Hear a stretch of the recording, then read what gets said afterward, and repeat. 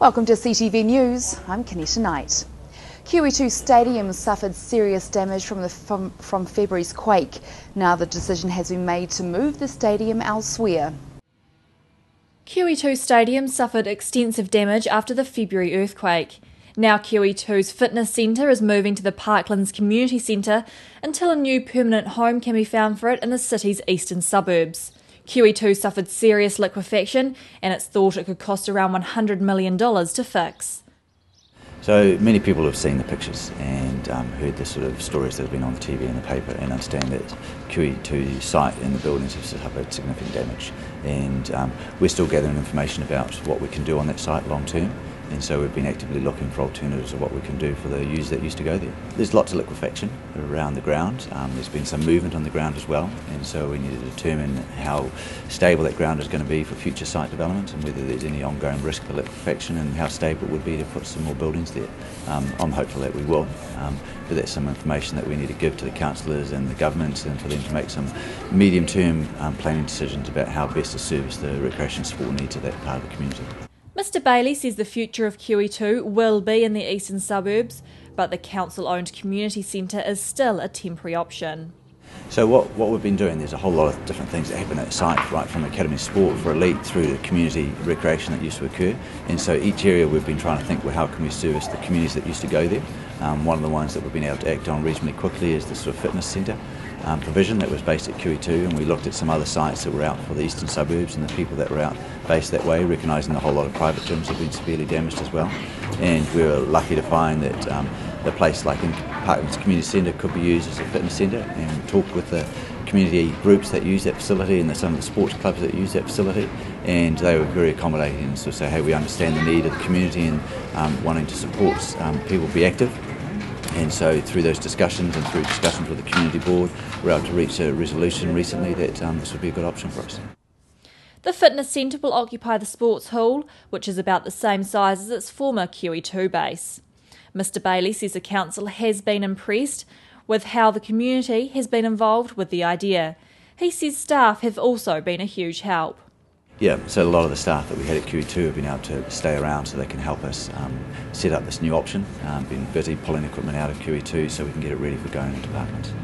And although some staff members have had to accept a different job role to what they were doing before the quake in a bid to secure as many jobs as possible, and some 156 faced redundancies, Mr Bailey says many have been moved to different facilities. We did have a large process where we looked at all the different people that were no longer needed at QE2 and Centennial, but fortunately we were able to find placements for many of those people in other facilities around the city.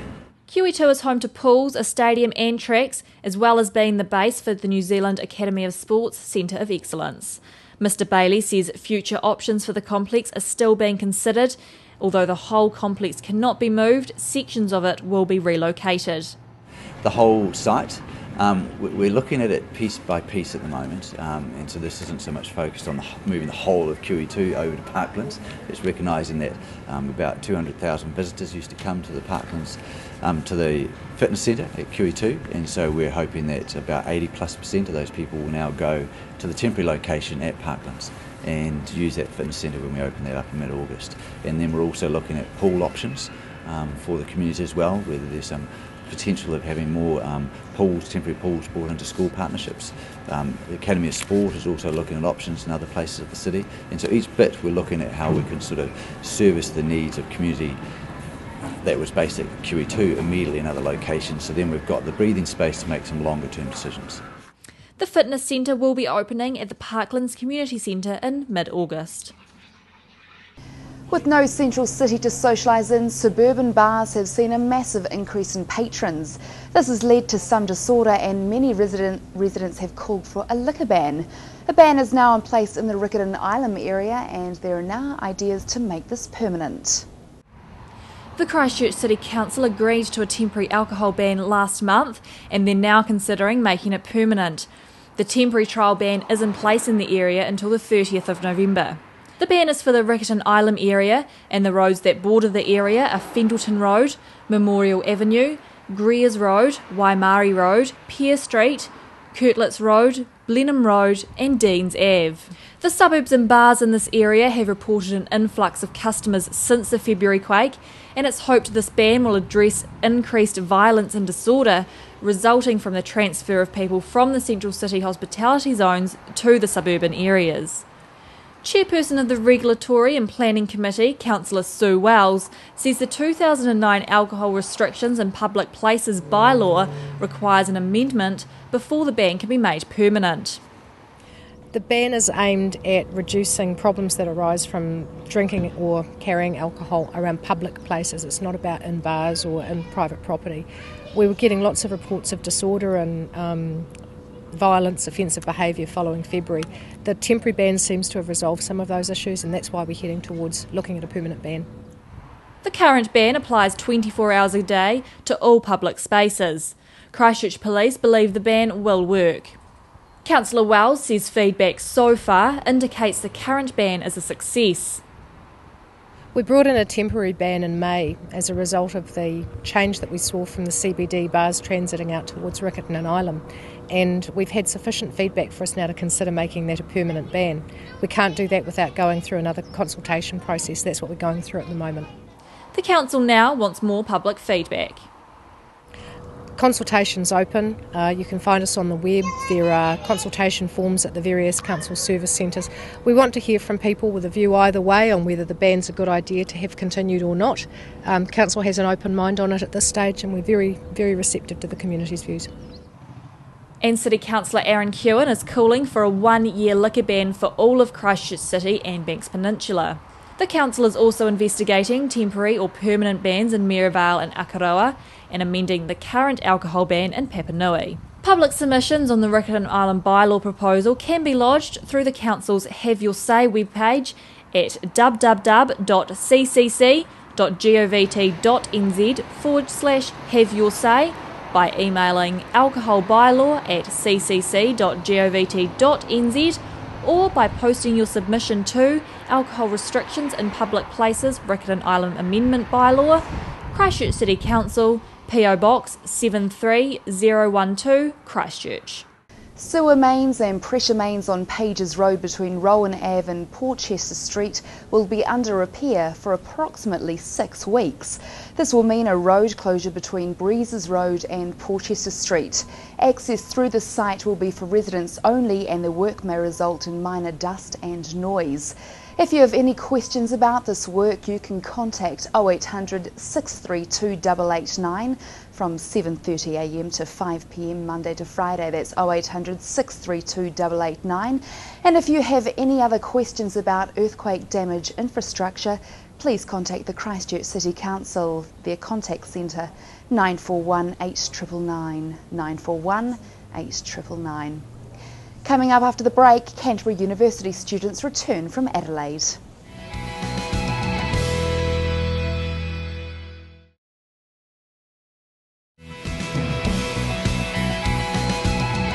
Welcome back. Pete Smith took the opportunity to look at the mass devastation at Wilding Park, where 30 tennis courts plus the indoor courts have been totally destroyed by the events in February. Well, here we are at Centre Court, the pristine area of Wilding Park in Christchurch. Seen some wonderful, wonderful action over the years, has been Wilding Park. Well, the CEO, David Blackwell's with me. David, this is my first visit down here. I'm absolutely horrified. I just can't believe the damage. Certainly some damage, Pete, but I understand, well, it appears that it's all fixable, so we're just waiting for the final reports to come through on that, and we'll know where we are. So what are we dealing with? How many courts? We've got 39 courts here, and you couldn't play on any of them at the moment. Now, we were here in January for the Trans-Tasman, and there was a lot of excitement, wasn't it? This was to bring in the number one court back in action. That's right. And then, what, a month later? Yeah, full house in January, of course, and 2,500 people or something, and then 22nd of February, it all changed. We actually had 500 players here from 30-something countries when the quake happened, and that was a nightmare. It took us about 8 days to get them out of town. Most of their gear is still in the inner city hotels as we speak today, their passports. So you can imagine the nightmare of organising flights for those people, getting them papers to cover passports, all of those issues, and getting them out of town. But we've had some wonderful feedback from those players. Insurance-wise, how do Canterbury Tennis sit now? Not too bad. We have very good insurance on our buildings and on the indoor facility, indoor courts. On the outdoor courts, we've got $25,000 per court, which is a bit light, but we're working on trying to bridge that gap at the moment, and we've made some very significant progress. You've got to be honest, it really doesn't look any brighter inside than outside, really, does it? Boy, it's a massive job. But David, we just touched on before about there will be tennis in the summer. There will be for kids. How are you going to handle it? Well, our interclub program is going to happen. We're absolutely confident about that, and we're just going through the logistics of where we can get courts and the likes for that, and making sure that we don't interfere with club programs within their club so that it interfere with their membership, etc. as well. So that's all happening at the moment, and I know next week we've got all sorts of meetings with our club people around those sort of things. So that's just going to happen, and we've basically given an undertaking since February that that is going to happen this season, and it will. As I said, it's a big operation, 1,000 teams, so a lot of courts we've got to find. Right, and that is for what ages are we looking at? All ages, Peter. Yeah, from senior right through to junior, or senior, which is now going to be called Premier, our top grade, right through to kids 8, 9, etc. So, yep, it's all going to happen, and it's going to be fantastic. Boy, it's been an eye-opener to me to come down. Hope you've enjoyed our wee tour as we've had a look at the devastation at Wilding Park. When the February quake hit, Canterbury University students were given the opportunity to transfer to a university in Adelaide. The Vice-Chancellor, James McWaugh, contacted the university 2 or 3 days after the earthquake and asked if he could help in any way. And we came up with the idea of sending mainly first-year students over to Adelaide for the first semester. They were running about a week behind us, so it was easy enough to integrate them with the teaching program over at Adelaide. And to help, we already had an MOU in place, a Memorandum of Understanding with the university to cooperate, so made it very easy. They were incredibly helpful, and they sent a senior staff member over to work with our team to make sure that we got a reasonable fit between the courses the students were enrolled in here and the programs that they could do in Adelaide. Adelaide University helped its sister school recover following the February 22nd aftershock. 168 Canterbury University students took up this rare opportunity. They completed their exchange on the 2nd of July. I've never been on an exchange tour sort of thing, so I was really keen to try that. It was also, I think, good to escape the earthquake, and family sort of wanted that as well, actually. But also, I think uni is quite disrupted here, so it hasn't been. It was actually really good getting away and having a smooth sort of semester for us, and while everyone else here had it, they got exams cancelled and stuff like that. So it was because it was just a once in a lifetime experience. I mean, like, all my family are from Auckland, and I'd moved to Christchurch for uni, but it seemed like something that, you only get offered this opportunity once, and, I've never been to Adelaide before, and studying overseas seemed fun, and with the way Christchurch was as well, I just thought, why not? And it just, seemed like a really neat experience, and there's only really a few hours to decide if I wanted to go, so I was like, okay.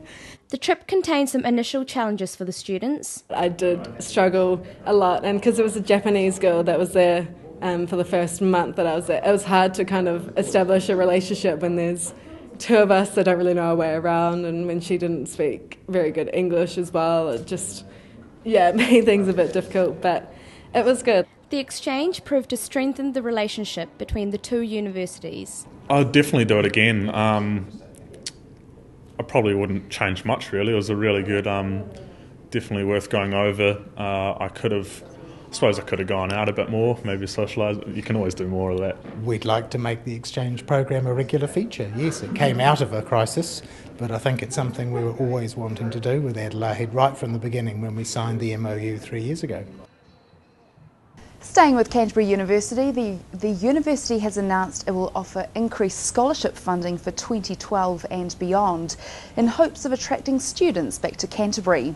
This includes increased scholarships that support Māori and Pasifika students. The UC Emerging Leaders Scholarships provide recipients with $5,000 in fee waivers for their first year as an undergraduate student at Canterbury, and the opportunity to participate in the Emerging Leaders program valued at $4,000. Emerging Leaders scholars will also be offered their first preference of hall in the first round of offers made by University Halls of Residence. 3 new Ngāi Tahu PhD scholarships have also been established specifically to support research undertaken within the Ngāi Tahu Research Centre hosted at the university.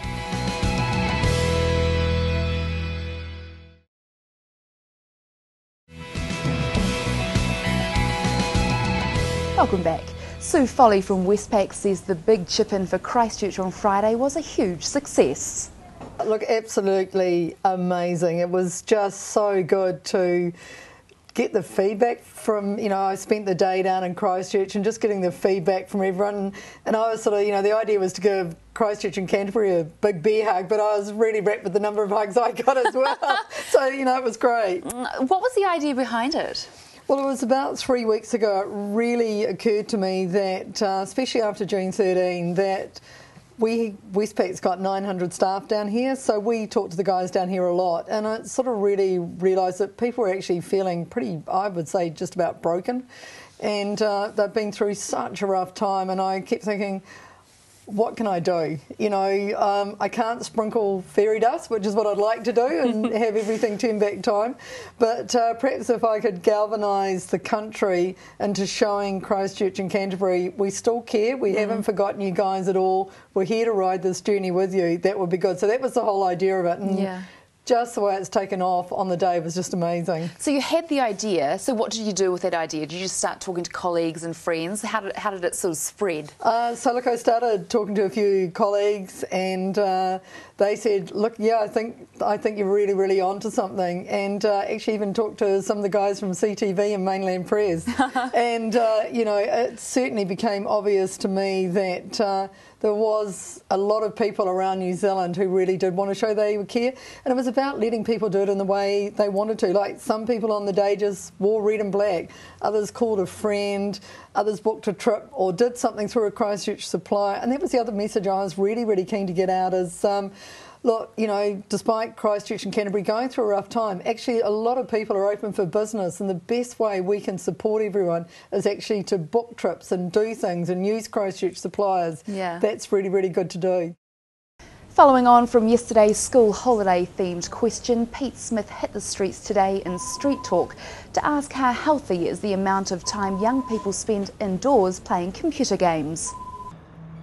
Well, of course, the school holidays are upon us now, and a whole new phenomenon since my days of having kids that had school holidays, and that's the mass use of the computer, of PlayStation, of computer games, all different things that weren't around when my kids were on holiday. But I just wonder, is it taking up too much of their time? Are they spending far too long looking in front of a computer screen rather than being out in the outdoors and doing some physical activity? We're going to ask some parents today, are they concerned about it? Is it a hassle? Do they spend far too long on these things? Can it become addictive? That's the Street Talk question today. We're going to ask some parents about the overuse of the computer. Well, you're from Wellington, you're on school holidays? Yeah. Yeah. How much time do you spend in front of the computer playing?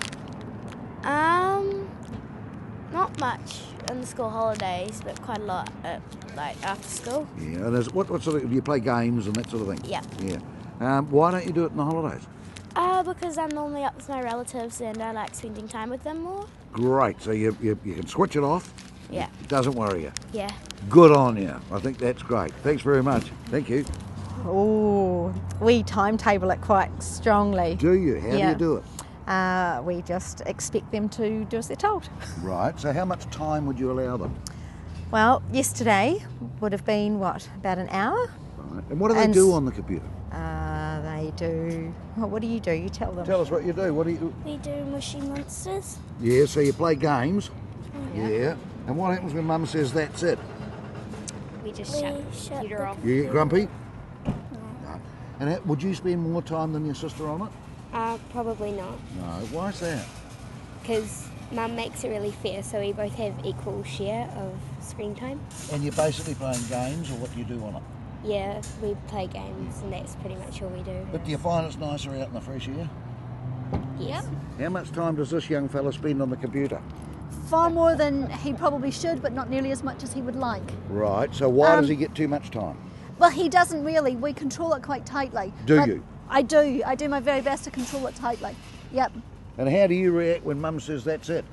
Oh, I just get off normally. Good man. Not too So how long high. have you spent in a day on it? Don't know. Would you get an hour? Yeah, about an hour. Maybe 1 hour a day? Yeah, about an hour a day. And what, do you play games on it or something? Yeah. Yeah. How much time does this one spend on the computer? Not a huge amount. Do you monitor it? Absolutely. Yeah. Why? Because they can get into too much trouble if they're left to their own devices at times. So we're pretty strict on it as well. And you want to get them outside? Absolutely. Yeah. Do something physical? Yes. Yeah. It's a bit of a trap though, isn't it? It is, Yeah. actually, yep. When the boss says that's it, what do you say? Okay. You sure? Yes. How long would you spend on the computer in a day? Not that long. What do you do on it? Go on Facebook. You what? Go on Facebook. On Facebook? Yeah. Do you play games on it? Yeah. Yeah. Do you get addicted to it? No. No. So when Dad says that's it, you're quite able to go outside or whatever? Yeah. Do they use a computer? Not really. No. Do you monitor if they were to be on it? Yes, yeah. Can be a trap, can't it? Well, we've got only limited internet access. All right. Yeah. So no games? Only educational games. Right. So you keep an eye on it? Yeah.